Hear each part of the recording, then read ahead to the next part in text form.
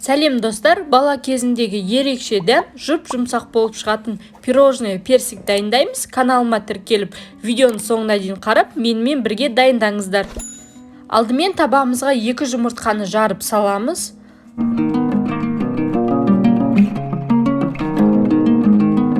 Одан соң үстіне қант және бөлме температурасында тұрған сары майды салып, барлығын жақсылап миксерлейміз.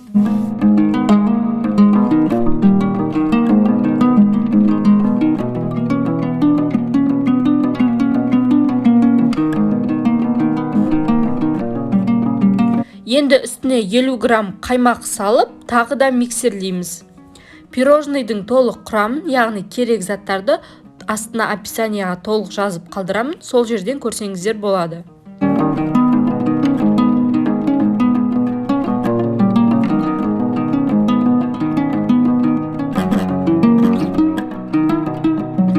Соңынан үстіне ұнды електен өткізіп саламыз. Дәміне қарай ванилин қоссаңыздар болады, бірақ бұл міндетті емес. Одан соң үстіне 10 грамм разрыхитель қосамыз.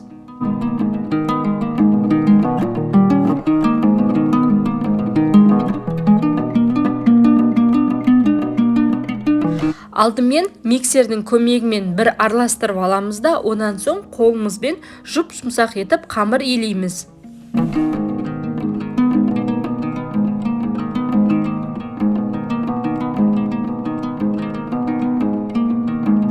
Міне бізде жұмсақ, қолға жабыспайтын қамыр болады.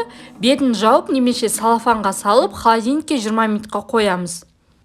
Дайын қамырды печеньенің формасына келтіреміз. Әр печеньені 35 граммнан өлшеп бөлдім. Барлығын 35 граммнан өлшеп аламыз да, одан соң барлығын домалақтап печеньенің формасын келтіреміз.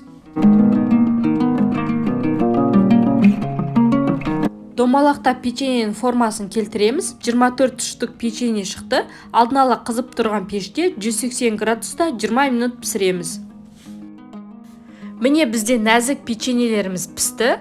Ортасына начинка салу үшін астыңғы жағынан видеода көрсетілгендей қасықпен осылай аламыз. Начинкасы өз қалауларыңыз бойынша вареный сгущенка немесе джем қолдансаңыздар болады. Ал мен үй жағдайында жасалынған шоколадный паста нутелланы қолдандым. Бұл шоколадный пастаның жасалуы өте оңай. Магазиндегі нутелладан ешқандай айырмашылық жоқ. Міне видео рецепт, каналыма кіріп, осы рецепт бойынша сіздер де жасаңыздар. Барлық печеньеге начинкасын салып болған соң, 2 печеньені видеода көрсетілгендей бір-біріне біріктіреміз.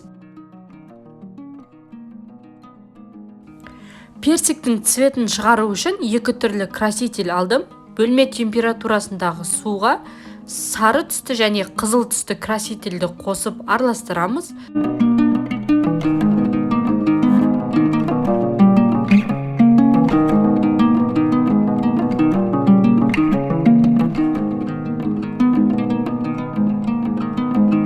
Енді видеода көрсетілгендей, печеньенің бір жағын сары түске, екінші жағын қызыл түске салып алып, сыртын қантқа аунатамыз.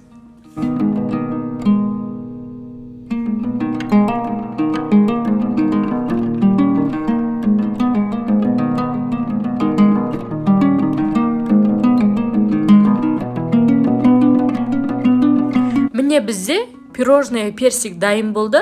Осы рецептпен 12 штук пирожный шығады. Ішіндегі начинкасымен бірге жұп-жұмсақ дәмді болып шығады. Сіздер де осы рецептпен міндетті түрде жасап көріңіздер.